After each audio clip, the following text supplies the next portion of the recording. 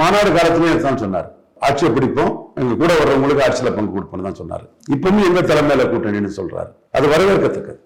But அவர் தலைமையில யார் வராங்கிறது இதுவரை மாநாட்டுக்கு பிறகு இதுவரை 1% பலம் கொண்டவர் கூட யாரும் வரலன்னு நான் சொன்னதுதான் இதுவரை நடந்திருக்கு. ஆதாவர்ஜனா விடக்கூடிய ரீலையோ ஜான் ஆரிகேசனுடைய புழுகு மூட்டையோ யாரும் எடுத்துக்க தயாரா இல்ல.